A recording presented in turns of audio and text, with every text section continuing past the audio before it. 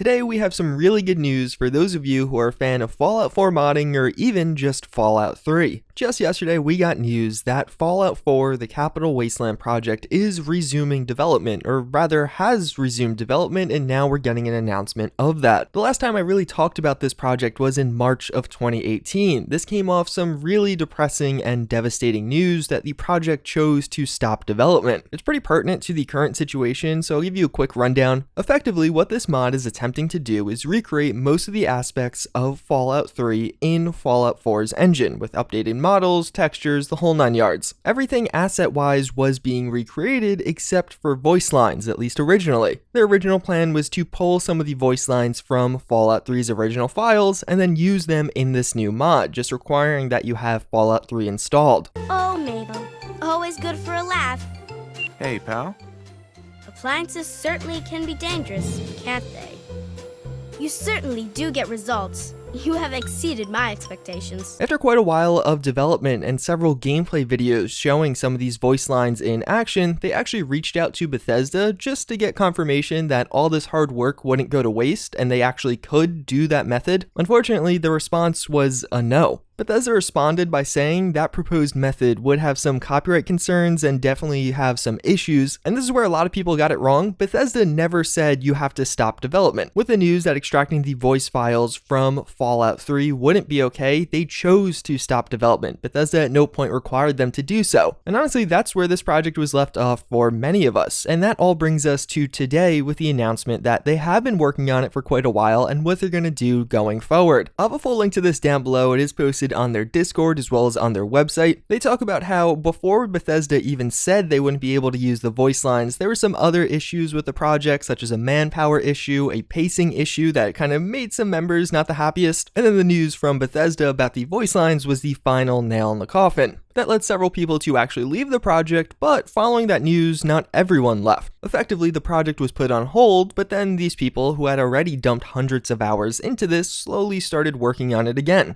And then a small group of people just continued to work on it. Their team is definitely smaller, citing just under 10 people, but they still have been making considerable progress. They actually share some of the images of this newly found progress, but even beyond that, they talk about how they're going to tackle the voice lines going forward, and that's going to be with re-recording them. Now, I know some of you guys who have played a lot of mods for Fallout games might immediately jump at that and be like, oh, we're gonna have more of that garbage, but not necessarily. Although there have been many mods over the years that have questionable voice acting quality because, hey, it's community done and done for free most of the time. Your expectations really can't be all that high. As we've recently seen with the Fallout 4 New Vegas project, if done carefully and taking their time, it can actually come out pretty well. Now, I've got a few statements. I want you to tell me how much they sound like something you'd say.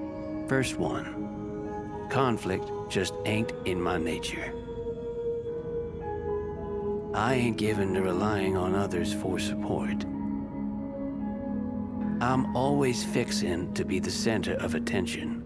The voice acting from one of the past trailers of that mod is actually pretty good. And I think it definitely impressed a lot of people, and if this even resembles that slightly, I think it will definitely be passable and without a doubt playable. Back when this was originally cancelled, I know many users were saying, just don't include voice lines, I'd rather play this without voice than not at all. But either way, again, if you're a fan of Fallout modding or Fallout 3, this is really good news, and actually some of you can help this project. They do have a nice list of positions they are currently recruiting for. I will again have a link to their website down below where there's a form you can fill out if you can provide some help in one of these areas. But also, as I had mentioned before, they do share some of the progress they have made during the time this was seemingly on hold, but actually they were working on it behind the scenes. We have quite a few screenshots from inside the vault, actually looking at Vault 101 and some of the notable experiences you have in there. I know for me, there's instantly a rush of nostalgia looking at these, and that gets me really excited for this. But even beyond that, they actually show off some interactions with the Brotherhood, and that too looks really good. Definitely a lot better than it did in Fallout 3 originally. Considering this was only done by a few people and how much attention I'm sure this mod's going to get again, hopefully they do get quite an influx of applications and even new members, and they will continue progress on this steadily. If you guys haven't seen some of their previous work, in the past they actually released trailers of gameplay showing how much they actually have done. It's not like this is a totally new mod or they have to start from scratch.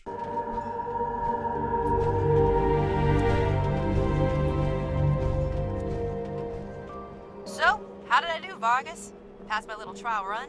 Come on, Lion's Pride needs me and you know it. That Citadel guard duty is such bullshit. Now you're talking. Holy shit! What was that?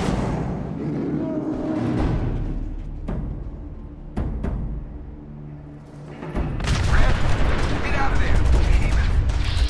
A lot of that already completed work is extremely high quality, and for some of these, like this one, they're not going to be able to use those voice lines. That will have to be re-recorded, but everything else can be reused, and probably will be. I'll have a link to all those trailers down below if you've maybe just started hearing about this mod and you want to get hyped for it, although be patient, the wait still can be a long one. But for those of you who just want to write this off as saying it's something that will never be complete, I would kind of take a second look at that. Even if this does take quite a few years to actually come out, we don't really got much else going for Fallout right now. At this most recent E3, Todd Howard discussed why he doesn't like remakes. Have you considered going back and remastering all the games? I know there's a lot of Morrowind fans out there who will absolutely kill me if I don't say something about it.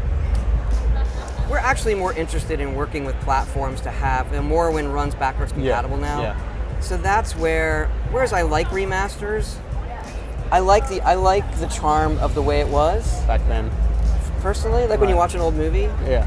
And so I'm much more interested in how can we work with Microsoft, Sony, or PCs to make sure that game works well. That if you want to play it the way it was, you can install it and play it and all of that, as opposed to it's that same game, but it looks really, really different. That's just my own personal preference. Okay. Definitely after listening to that interview and the 10th anniversary of Fallout 3 just passing, I wouldn't be super hopeful that we're gonna get a Fallout 3 remake really ever or at any point in the near future. Maybe for the 15 year, but that's still 5 years away at this point. Even beyond that, if you actually look at Bethesda's release schedule, it's not like the next Fallout is just a couple of years away. We just got Fallout 76, and maybe the modding scene for that game will blow up when it gets released in like 8 months. But even still, with how many people dislike that game and the multiplayer aspect, I'm sure modding will take on a very different approach. And then Bethesda has publicly said the next game is Starfield, and then after that, the Elder Scrolls 6. So what does that put the earliest Fallout release at 7 years away or so? So the wait for the next Fallout game is without a doubt going to be a long one. And I think modding projects like this one are really going to be the saving grace during that period. We also, of course, do have Fallout 4 New Vegas and even Fallout Cascadia. And it's not even talking about some of the ones we still have in progress for Skyrim and Fallout New Vegas. But either way, if you're a fan of Fallout, this is really all you have going for you over the next couple of years, unless you're really anticipating some of these new Fallout 76 updates or DLCs. Either way, it's largely going to wrap it up for this video. Of course, this is great news. Hopefully you guys are as excited as you should be. Definitely expect more coverage of all these mods on my channel going into 2019. But even beyond that, again, if you are interested, they do have a Discord down below. They have their own website where they have even more images of their past work, or if you want to join, again, that contact form will be linked in the description. But before we end things off, I do want to share today's psychology fun fact of the day, and that's actually going to be on something I've talked about in the past on this channel, but now I have a concrete example because it was just published. But more or less, in psychology right now, there's this thing going on known as the replication crisis, and it's a really big deal. It's actually like a big area of research moving forward, or hopefully it is. If you've taken any psychology class and you've learned about a study, which hopefully you did because that's a pretty core component of the field, it's probably been from the 1900s. So maybe it's 1960, maybe it's 1980, something along those lines. Many famous studies are from this time period, if not earlier. And for a lot of these, they're kind of taught or looked at as a matter of fact. Especially in social psychology, you probably learned about a study on social facilitation or even group polarization that used a study from the 1970s, 80s, or 60s. Well, the replication crisis is this recent thing where people have been unable to replicate the results of those original studies, effectively, but not actually, voiding those original findings, making it seem like, hey, that's actually not true. One of the recent ones that I actually just learned in my social psychology